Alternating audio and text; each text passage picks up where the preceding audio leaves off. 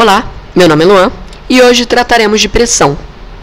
Abordarei bem superficialmente esse assunto. Apenas definirei o que é pressão e resolverei poucos exercícios. Pressão é a relação entre a força exercida e a área de atuação da força. Numa fórmula, isso fica: pressão é igual a força sobre a área, onde a pressão é medida em newtons por metro quadrado ou pascal, pelo Sistema Internacional de Unidades. Observe que, pela fórmula, você sabe que quanto maior a força, maior a pressão, e quanto menor a área de contato, maior a pressão. É por isso que objetos pontiagudos são melhores cortantes, pois eles exercem maior pressão, por ter menor área de contato. Partiremos então para exercícios. Exercício 1. Uma pessoa de massa 80 kg encontra-se em pé em uma superfície horizontal. A área de cada pé desta pessoa é 10 cm². Muito cuidado, 10 cm². Lembra da unidade? Newtons por metros quadrados. Supondo a gravidade como sendo 10 metros por segundo ao quadrado, calculamos a pressão exercida por esta pessoa sobre a superfície com ambos os pés no chão e com apenas um pé, em pascal. Lembrando que em pascal é a mesma coisa que newtons por metros quadrados. Então, comecemos. Primeira coisa a ser feita é ajeitar as unidades. Então, esse 10 cm² tem que virar metros quadrados. Se você bem se lembra, 1 centímetro são 10 a menos 2 metros. Ou melhor, 1 metro são 10 ao quadrado centímetros. Quando elevado ao quadrado, 1 metro quadrado são 10 a quarta centímetros quadrados. Ou 1 centímetro quadrado é igual a 10 a menos 4 metros quadrados. Se você tem dúvida em conversão de unidades, sugiro que vá buscar sobre isso. É importante para a física. Não me aprofundarei muito. Convertendo então a unidade, pode ser através de uma regra de 3, 10 cm² são então 10 a menos 3 metros quadrados. Podemos então partir para a fórmula, onde a pressão é igual à força sobre a área. Calcularei a situação 1 com apenas um pé no chão, ou seja, apenas uma área de 10 a menos 3 metros quadrados. Mas agora, quem será a força?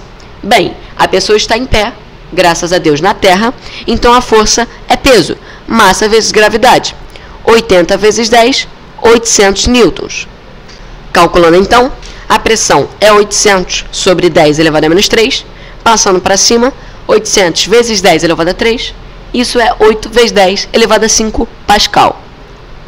A situação 2 é muito semelhante, porém agora com ambos os pés no chão, o que significa que a área é o dobro, pois são 2 pés.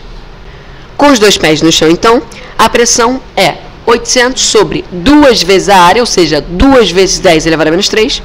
Então é 800 sobre 2 vezes 10 a menos 3, o que é 400 sobre 10 a menos 3, é igual a, passando para cima, 400 vezes 10 ao cubo, que é 4 vezes 10 à quinta pascal. Observe que com um pé, a pressão é maior do que com 2 pés. Lógico. Uma banqueta de 3 pernas pesa 50 newtons e cada perna tem seção reta de área 5 cm². Novamente, centímetros² é um problema. Precisamos em metros quadrados. Mas a força, no entanto, já está direto em newton. Então, menos um trabalho. Subindo nela uma pessoa de peso 700 newtons, qual será a pressão que cada perna exercerá no chão? Primeiro, a conversão de unidade.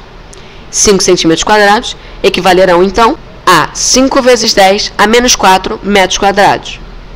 Colocando a fórmula, então, a pressão vai ser a força sobre a área, onde a força será o peso do banco mais o peso da pessoa sobre a área, que será 3 vezes a área da perna, pois nós temos uma banqueta de 3 pernas.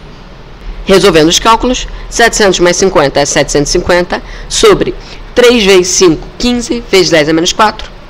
Isso é 50 sobre 10 a menos 4, que é 50 vezes 10 à quarta, e isso, finalmente, é 5 vezes 10 elevado a 5 newtons por metro quadrado. Recapitulando, a área é 15 vezes 10 a menos 4, pois tratam-se de 3 pernas de seção reta de área 5 cm². Desafio. A janela retangular de um avião, cuja cabine é pressurizada, mede 0,5 por 0,25. Quando o avião está voando a uma certa altitude, não nos interessa. A pressão em seu interior é aproximadamente 1 atm. Uma informação, 1 atm vale 10 elevado a 5 newtons por metro quadrado.